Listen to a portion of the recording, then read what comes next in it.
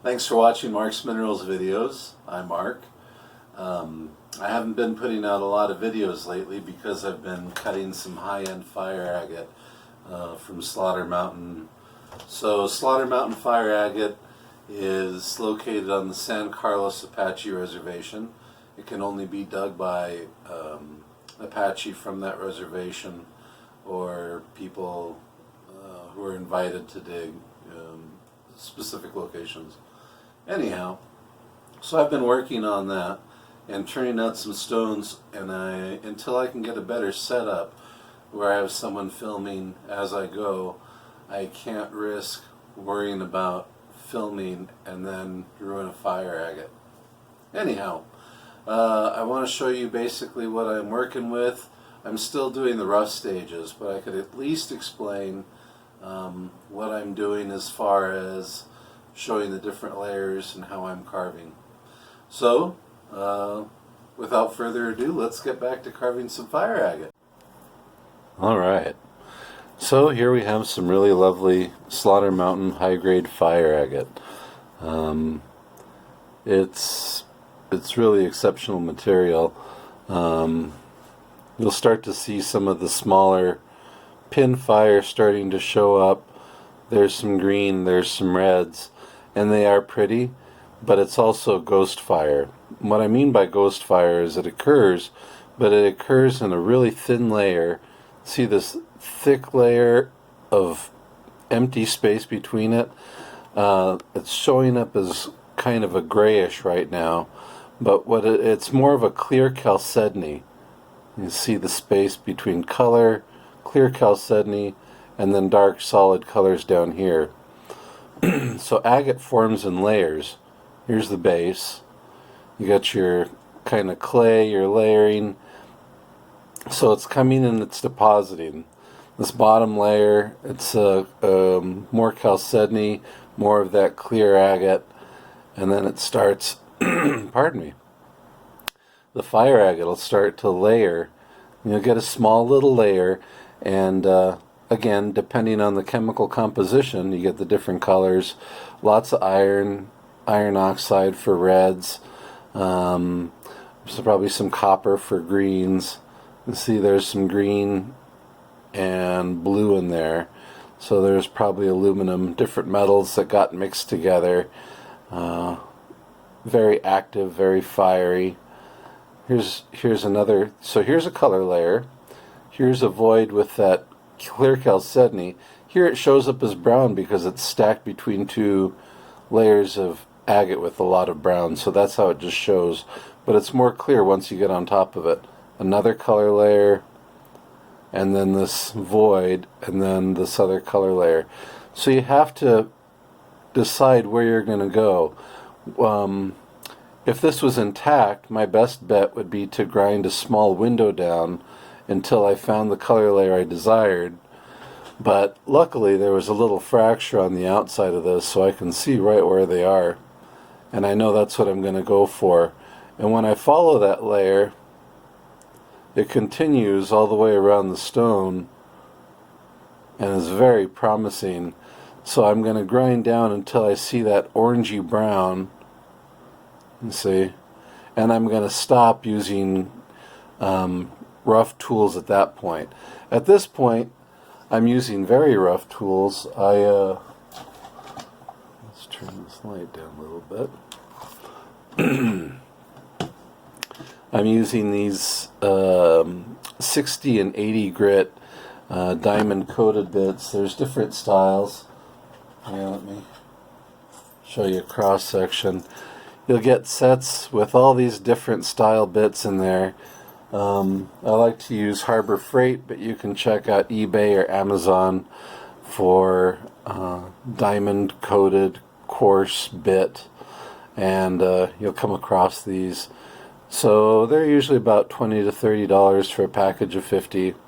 Pretty effective. They don't last forever, but they do last long enough to get some coarse work done. At this point, please be wearing a mask. You don't want to be breathing the silica dust, and please be wearing eye protection. I protect my eyes with this plexiglass shield. And if you desire hearing protection, it's probably recommended as well. Unfortunately, I just usually turn up the radio. Let's see if we can make sure we got a clear shot of this. Bear with me, please. Oops. I changed my whole box and setup, so I should have probably experimented with this sooner. Here we go, before filming. Move that over, it's centered. Okay, so I'm just going to show you what I do as far as coursework and how I just maximize these tools. You can really lay in, so it does get a little noisy.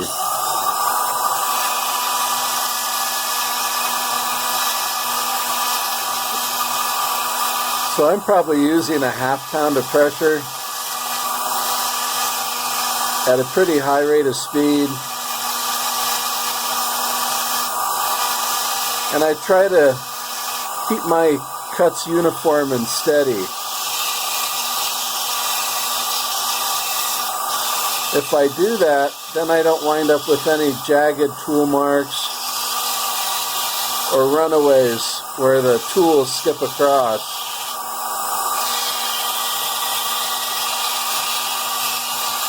There's two advantages to working with a lighter pressure. If you use a slightly lighter pressure, you're not wearing out your hands as quickly either. So you save your tools and you save your hands, which are your most important tools.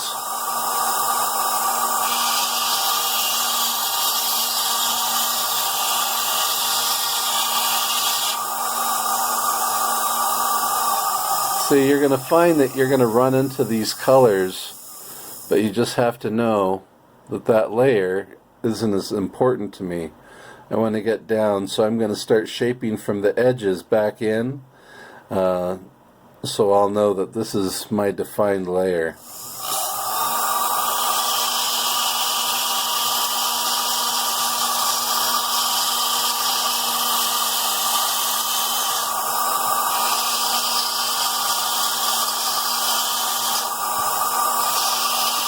Make sure you're breaking frequently to reassess the stone that you're working with.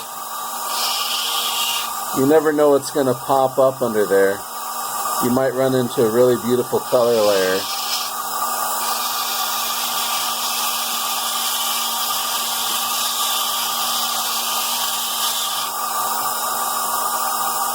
Since it appears dark between here, I know that that's that chalcedony or clear agate layer that's blocking these top and bottoms.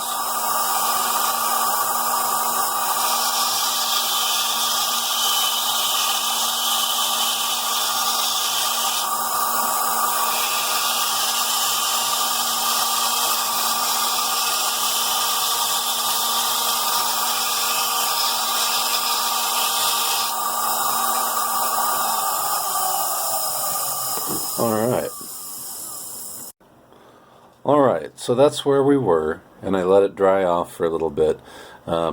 This is still that ghost layer, but I want to basically show you what I would do from the coarse. From the coarse you could work through with fine tools, define your peaks, valleys, everything else. Once you do, one of my favorite tools is sandpaper, and I like 60 grit. Red garnet sandpaper is really good because garnet's got a good hardness. It's an 8 or a 9, I believe, and that just really does make short work of the agate.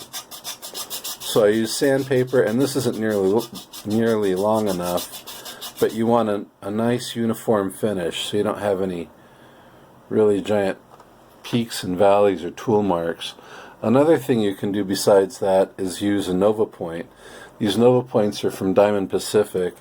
They come in, I think it's 60, 140, 280, 600, 1200, 3000, 14,000, 50,000. So they actually make really short work of this. They usually keep a little Vaseline on there. You have to keep them wet so you can work with water, but with Vaseline I feel like I have more control.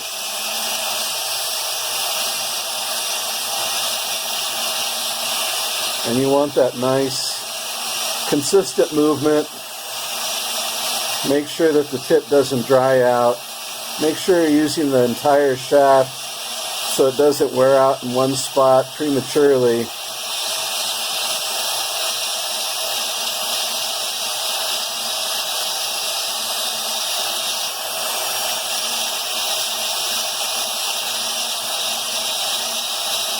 Just basically keep it moving.